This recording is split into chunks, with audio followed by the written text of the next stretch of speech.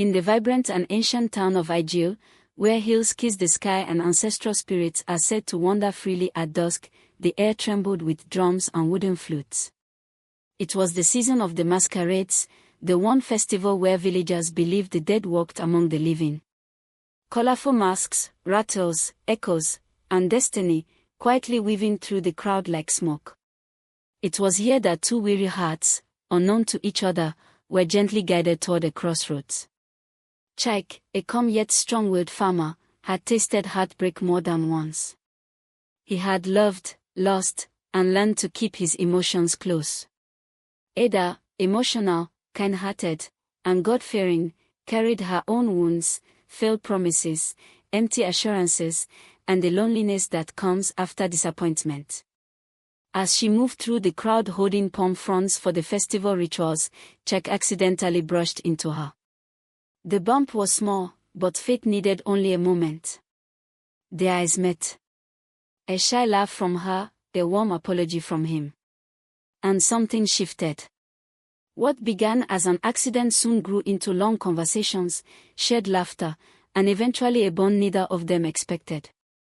When Chike walked to her family compound weeks later, carrying the traditional drink for marriage rites, joy filled the air.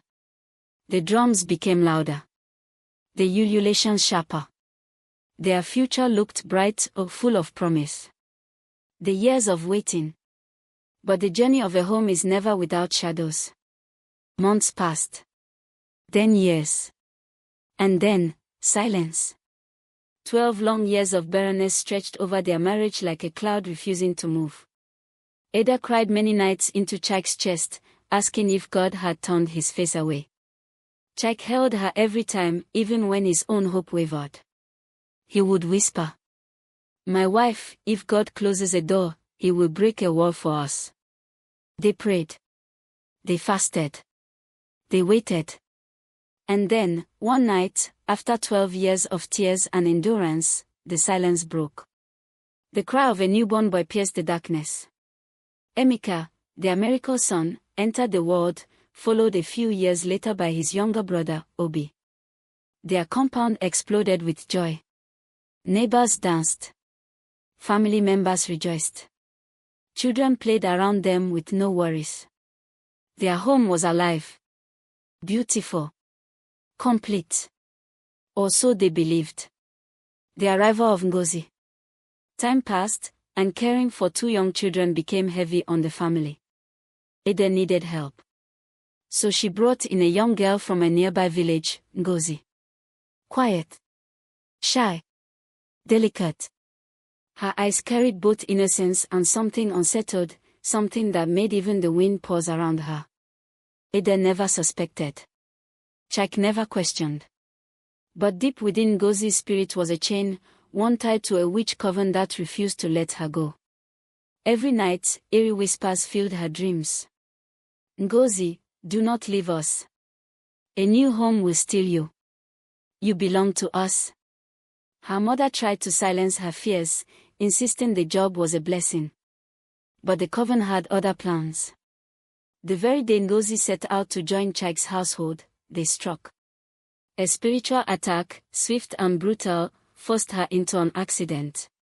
She arrived injured, limping, spiritually bound, and even more vulnerable. To Chike and Ada, she looked like a girl in need. To the coven, she was a pawn they refused to lose. The decline. After Ngọzi's arrival, strange shadows began to stretch across the home. At first, it was small, items moving on their own, children murmuring in their sleep, a coldness in the rooms no fire could chase. Then came the sickness. Emeka fell ill. Obi followed. Hospital after hospital. Tests without answers. Doctors confused. Every week became a ritual of fear. Yet Ngọzi, sweet, quiet Ngọzi, seemed to move with a darkness that only the unseen could perceive. Whispers followed her everywhere. Initiate them. Bind them. They belong to the dark moon. She tried to resist. But the coven controlled her body, her spirit, her guilt. And finally, one night, she broke. The midnight ritual. Under the thick blanket of night, as crickets sang and the moon hid behind clouds, Ngọzi crept into the children's room. Her hands trembled. Her voice shook. Yet the incantation flowed from her lips like water she could not stop. Spirit of the dark moon, receive these children. Candles flickered. The shadows bent unnaturally. Even the air seemed to choke. But in that fragile moment, a wooden creak, just a single sound, changed everything. Chike, half asleep, heard it. He rose. He walked. And he found her, chanting over his sons. His roar shook the entire compound. Neighbors rushed out. Doors swung open. Elders gathered in confusion. The confession. Cornered, terrified, Ngọzi finally broke. She confessed everything. The coven. The accident. The others. The children she had been spiritually pushing toward initiation. The unseen forces whispering in her ears every night. Her words fell like cold rain. Cries erupted. Women screamed. Men cursed. The air thickened with fear and disbelief. Ada collapsed in tears, clutching her chest, asking what her innocent children had done to deserve such darkness. The cleansing. The elders acted quickly. Torches were lit. Ancient prayers rose into the night. Pots used for the rituals were broken. Libations were poured. The home was spiritually swept clean. Every chant, every command, every scripture pushed back the darkness inch by inch until the grip loosened. Days passed. Then weeks. Slowly, the boys recovered. Their laughter returned. Their eyes brightened. Peace, real peace, returned. The lesson. Life resumed in Chike's household, but nothing was ever taken for granted again.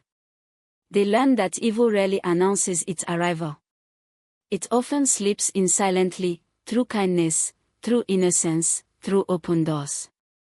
But they also learned that light, no matter how small, will always expose the deepest shadows.